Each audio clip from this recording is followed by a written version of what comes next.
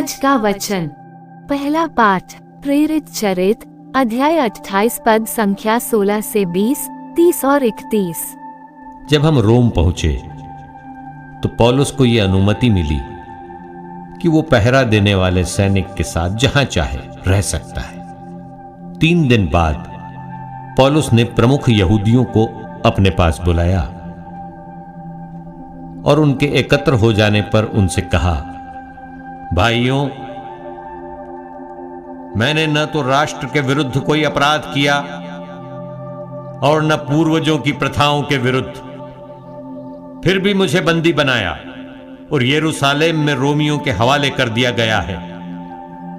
वे सुनवाई के बाद मुझे रिहा करना चाहते थे, क्योंकि मैंने प्राण दंड के योग्य कोई अपराध नहीं किया था। किंतु जब यहूदी इसका विरोध करने लगे तो मुझे कैसर से अपील करनी पड़ी। यद्यपि मुझे अपने राष्ट्र पर कोई अभियोग नहीं लगाना था, इसलिए मैंने आप लोगों से मिलने और बातें करने का निवेदन किया, क्योंकि इज़राइल की आशा के कारण मैं जंजीर पहने हूं।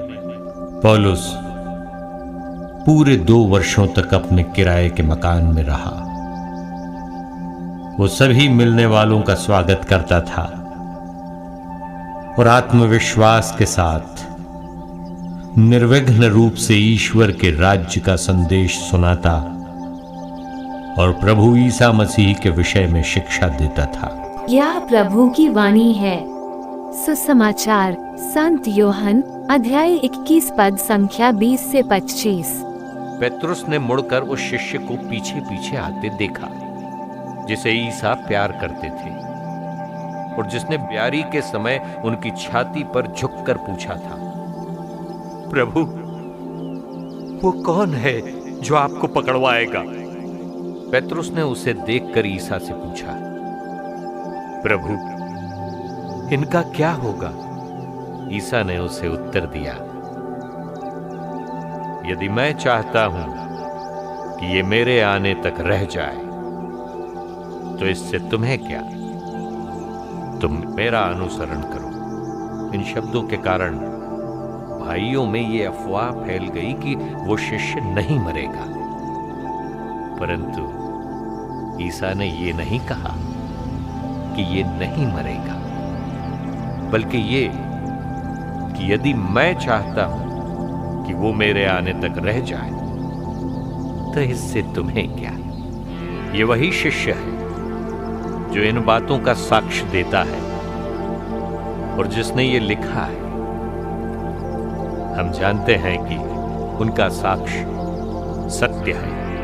ईसा ने और भी बहुत से कार्य किए। यदि एक एक कर उनका वर्णन किया जाता तो मैं समझता हूं कि जो पुस्तकें लिखी जाती वे संसार भर में भी नहीं समा पाती। यह प्रभु का पवित्र सुसमाचार है। आमीन। आज का चिंतन। आज के पहले पाठों में एक महत्वपूर्ण यात्रा के बारे में कहा गया है। प्रेरित चरित में प्रेरितों की मिशनरी यात्रा और सुसमाचार में यीशु की अंतिम यात्रा का जिक्र है। उसी प्रकार हमारा जीवन भी एक यात्रा है। जीवन के हर अनुभव इस यात्रा के अंग हैं। इसलिए आज हम निमंत्रित किए जाते हैं, ईश्वर की अगुवाई में जीवन को एक अर्थपूर्ण यात्रा बनाएं। इस जीवन में आनंद और प्रयासों के बहुत से चरण हैं, जो हमें स्थिरता अथवा नवीनता प्रदान करता है। इस यात्रा में हम प्रत्येक जन को अपनी भूमिका अदा करनी पड़ती है।